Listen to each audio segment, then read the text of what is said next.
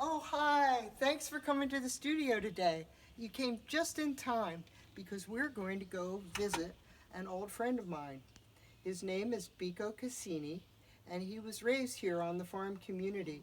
He's an amazingly creative musician who makes his own instruments. Come on, let me show you.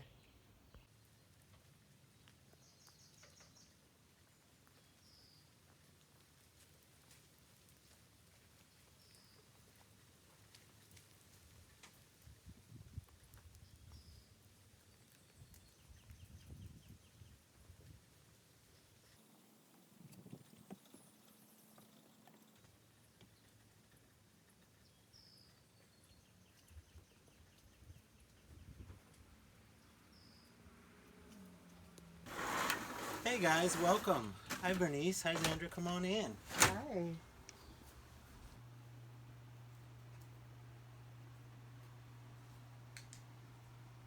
Hey, so good to be here with you, Bernice and Alexandra. I'm here on the farm in Tennessee with my creative allies and community, and here to share a little bit about what it is that I do and the context of where I am and where I'm doing it. Um, I'm a percussionist by trade. That's how I've been making a living for the last 8 to 10 years, on and off for the last 20. And now I find myself at home, and I find myself grounded here on the farm where I grew up in Tennessee, and working in this beautiful building, the Unity Center, which was a dream of my generation when we were young people. So it's really amazing to be in here. I love the space. I love the wood. I've always been drawn to wood, the different types of trees, the different types of wood, what it's like, carving. I used to like to make boats when I was a little kid, carve them out of wood. And so as I started getting into drumming and other instruments, it was really natural to want to figure out new ways to create them and put things together. And so I have, that's what I've done here. And I just put this little setup together today. I play drum set as well. It's my first love. But I found that, with the drum set, I had to put earmuffs on in order to practice. And so I really wanted to find a way to create a quieter percussion setup. And also from playing with Rising Appalachia with the fiddles and the banjo and the guitar, when I'm doing that touring work, it's just important that the drums don't get too loud on stage. So I've created this little hybrid setup, and it's a calabash, cymbals, some cowbells, and this is called a ravast. It's a Russian handpan type of thing, tongue drum. And yeah, I guess I'll show you guys a little bit what this sounds like.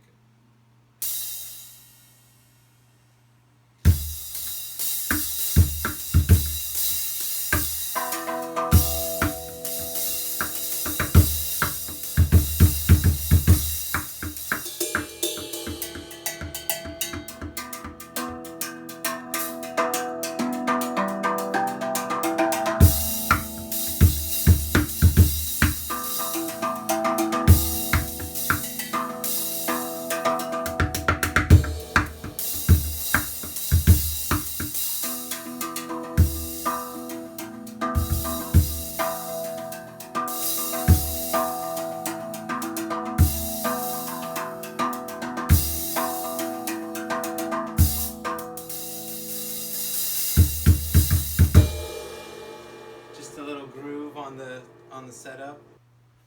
All right. Well, so again, this is just a fun experiment for me, trying to combine different sounds. I kind of think about it as elements. I have the wood element in the calabash, and then I've been bringing in a lot more metal element in. And the calabash also kind of has a water element because they call it jibaraba, big water gourd. Um, and then this is obviously a bit of the fire element in the metal, right? Because it took a lot of heat and fire to make this instrument.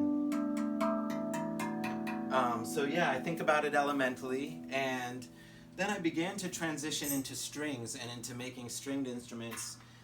The main reason, honestly, was because I couldn't practice drums at night. They were so loud that the cops would usually come.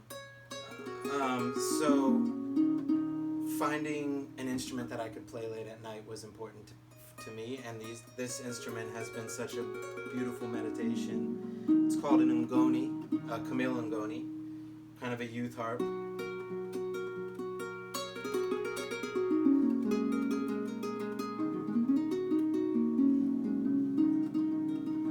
And yeah, this one was the first one I made back on the farm, and I used some deer bone that I found in the woods when to finish it and just kind of mark it, from being here, from here.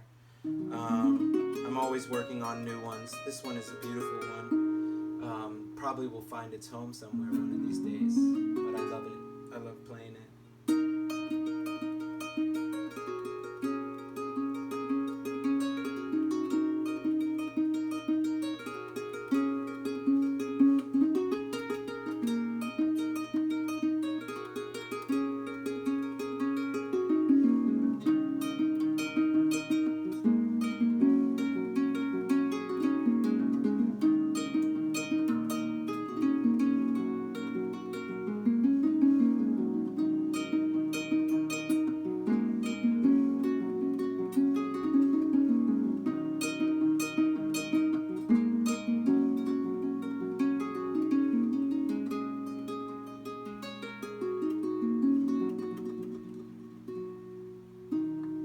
Yeah, that's a little bit what that sounds like. Awesome. Well, let me bring you over to my little Ngoni laboratory / bedroom. This is where I work on new instruments. I just have a little spot. I'll take them outside to do any of the woodwork, and then I assemble them inside. I have a couple new Ngonis that I'm working on right now.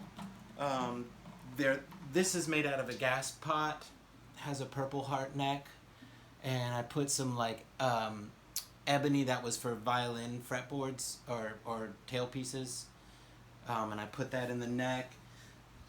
This one is made out of an Indian tabla, so this is actually a bayan instrument.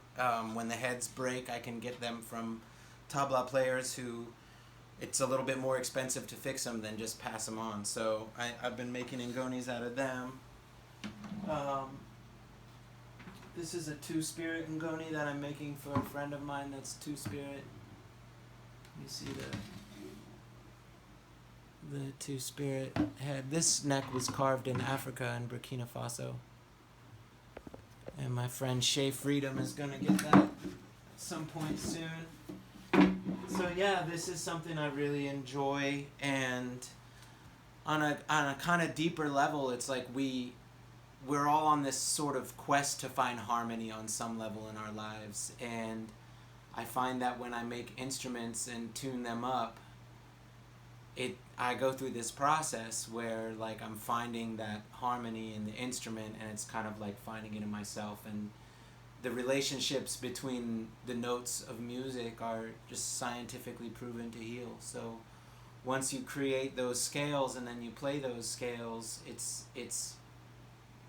almost the medicine that you need for yourself to create harmony. And so that's a big part of why I make these instruments and play these instruments, and why I think they're helpful for other people too. And that's we have a bunch. I learned how to make them from my teacher Aruna Diara, my dear friend, and he makes them also. So we want to distribute them around the world. And the last thing that I want to share, which is obvious, if you pan around, you'll see there's a lot of calabash in the room. These are all gourds. Many of them are from Africa. Some of them are from different parts of the United States. And there's something that I really love about the calabash, which is different than, my roots playing the djembe or even the balafons in the corner, which are made from the wood of old trees. the calabash grows every year, and to me that's like a really inspiring almost metaphor. It's like you can grow a big field of calabash, it doesn't take too much water, it grows into these instruments, but it doesn't take down any forest, and you can pay someone well for growing the calabash for their time. So that's why you might see all of this and go like, oh my God, look at all those gourds, where is he getting them all from? But ultimately each one of these gourds has provided some means of sustenance for a family, you know, in Africa, and it's significant for them, you know. So I love that, and that's one of the reasons I love doing this, is I feel like it's sustainable for growth, and that, you know, like, we would never make too many Ngonis, you know. They can just get out there and bless everybody that holds them. So anyhow, that's a little bit about that, and thanks so much for being here. So if the instruments interest you and the music that you've heard, I just want to shout out my bro Aruna and our project, Aruna and Biko. This is an album we recorded last year called Bamani Yasira, and it means the many branches of the ancient culture. And yeah, there's a lot of rich music in here. It's got a lot of traditional music and instruments from Burkina Faso, as well as some, you know, modern instruments, flutes and bass, and it's a beautiful album. So if you're interested in that, check it out on Facebook or Instagram, Aruna and Biko. And much love, everybody. All right, bye, everybody. God bless you.